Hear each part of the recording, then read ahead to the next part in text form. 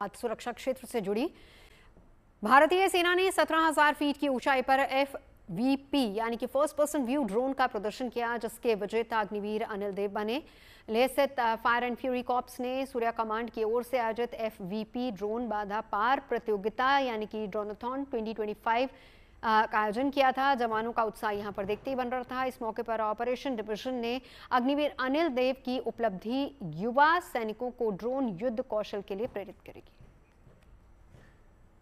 रक्षा के क्षेत्र में देश की कामयाबी की एक और बड़ी और शानदार खबर है। भारत अपना सुदर्शन चक्र यानी कि स्वदेशी एयर डिफेंस सिस्टम तैयार करने की दिशा में काफी आगे बढ़ चुका है। DRDO और इसरो की ओर से मिलकर तैयार किए गए एयर डिफेंस सिस्टम का ओडिशा में पहला सफल परीक्षण किया गया। हम आपको दिखाते हैं क्या है इसकी खासियत और क्या है इसकी खूबियां।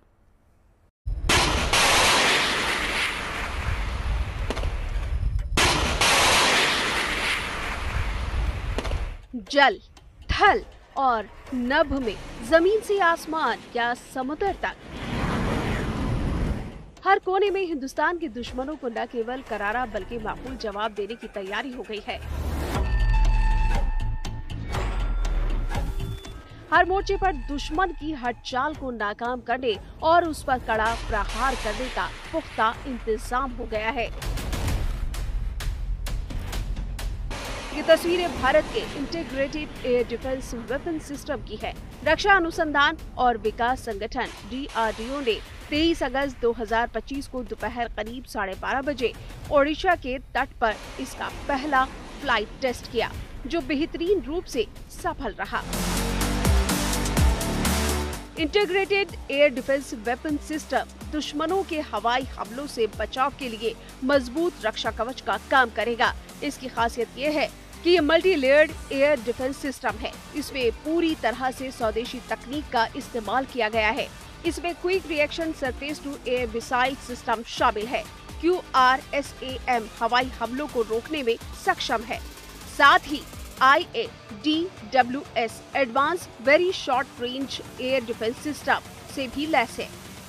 विशोरेट्स छोटी दूरी का मिसाइल सिस्टम है, जिसे नजदीक के खतरों को नष्ट करने के लिए बनाया गया है। इसके अलावा इसमें हाई पावर लेजर आधारित डायरेक्ट एनर्जी वेपन भी लगा हुआ है। DEW अत्याधुनिक लेजर हथियार है, जो दुश्मन के हवाई हमले को बेअसर करने में सक्षम है।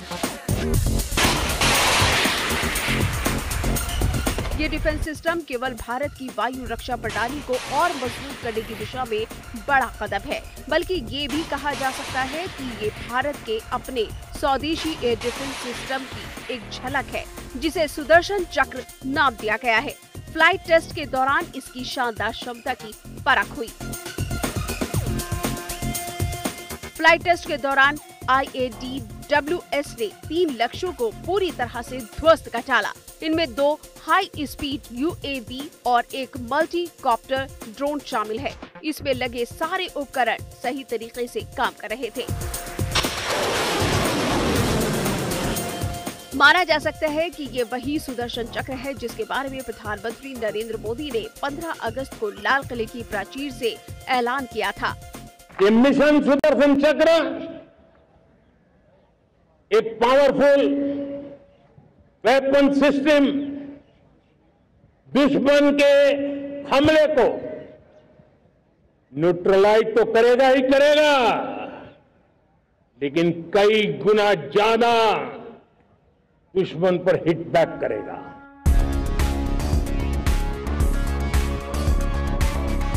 कुल मिलाकर कहा जा सकता है कि अब स्वदेशी एयर डिफेंस सिस्टम बाकायदा साकार होकर इस रूप में सामने आ रहा है, जिसके पहले टेस्ट की तस्वीर अब पूरी दुनिया देख रही है।